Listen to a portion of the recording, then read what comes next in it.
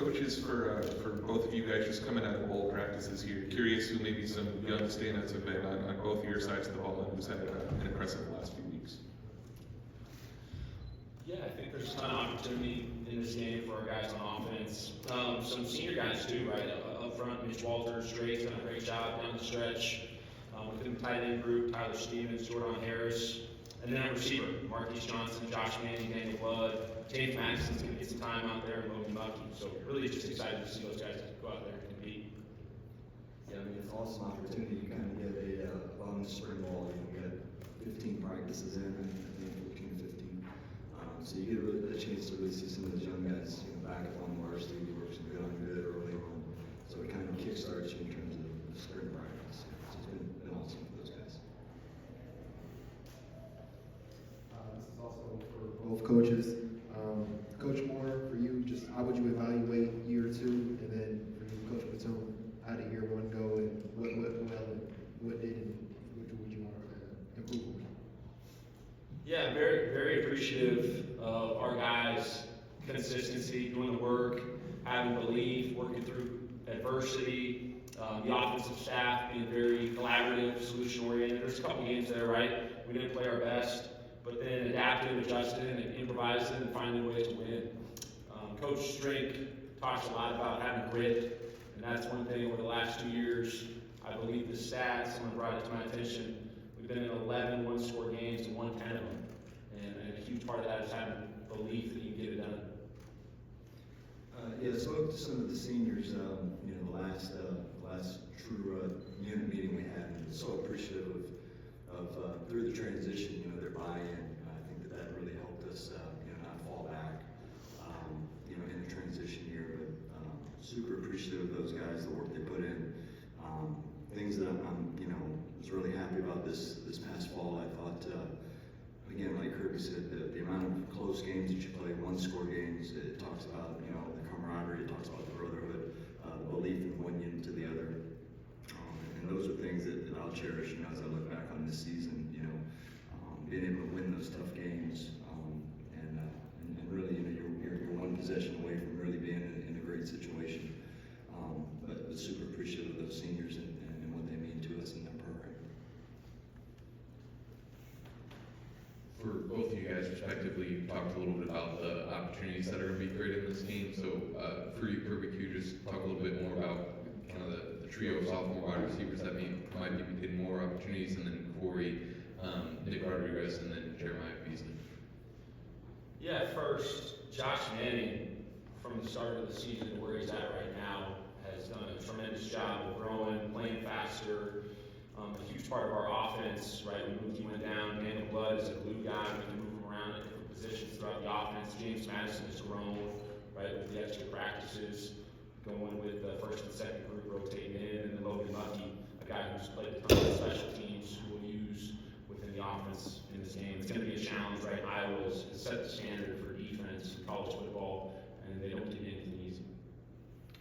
Yeah, those two freshmen you mentioned, Nick, both of those guys, and Beasley, again, those 15 practices have an opportunity to be up, inside run, going against the ones. Both of those guys, will springboard into bigger opportunities with the amount of seniors that we have walking out the door of that position. So every opportunity, every practice, every inside drill, every skelly, buying in and really trying to bonus those reps is going to help with their momentum, going into spring as they compete for their role, a different role in next fall's team. Kirby, with Luther and Armand having played their final game as Tigers, can you just speak on what they've been, not just to your offense, but to the program as a whole, too?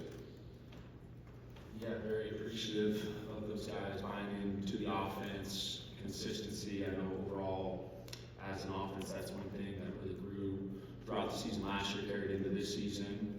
And then overall, everyone, the emotional consistency that they showed. It's hard within the realm of college football right now. There's a ton of ups and downs, and they stayed the course and continue to work. And we're a huge part of our success.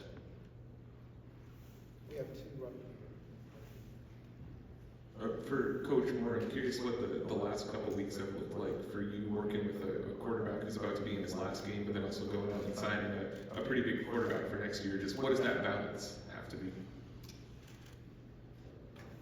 Yeah, that's the concept in college football.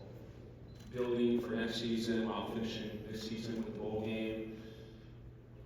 Really want to finish this season the right way for Brady Cook. Just extremely appreciative of what he's done for me. His wife watches our kids, right? So on a daily basis, helping out my wife.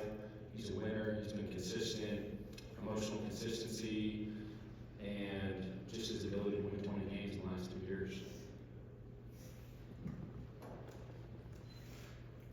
For both of you guys, you know, what has this senior class meant to you? You know, Corey in your first year, Kirby obviously having a bit more experience with them. What have they meant to this program? Yeah, I think the continuity that they bring, you know, there's a couple of new staff members. There's always change in the locker room, especially with the portal. Those veteran dudes have been a bridge for us, you know, from what's expected to what becomes, you know, in terms of the transition piece. Their ability to come in and work every day, regardless of situation, you know, good, bad, coming off a win, coming off a loss, every day is the same day, and I think that consistency is huge, and that's what we're going to miss, right? And as this next group transitions in high school transfers, you know, that's going to be another opportunity for the rising seniors to kind of establish that role. It's always cool to see that, right? There's that void that it's neat to kind of organically see those guys fall into those roles. But the guys leaving, you know, just so thankful for the type of work and the mindset that they carry in that building. Last question. Coach, you know, you talked about the seniors in the league, but how is Chris Williams kind of growing as a leader? What has he meant to this defense as a captain? I'm sorry, who are you speaking to? Christian Williams. Oh, Christian. Okay. I'm gonna call him Christian Bill. No, Christian's awesome. You know, he's different. He sets the tone on our defense in regards to attention to detail. He's first dude in the building. He's down in treatment. I mean, a model of how to do things the right way and be a pro about your business. I think he's really helped some of these younger guys transition-wise, what it's supposed to look like, right? Being able to model those things. Tremendous leader, tremendous in regards to, you know, just being able to actualize those things that as a coach, you know, you try to hold him to the standard, but the peer leadership that he demands, I think, has been awesome for him. Thank you both.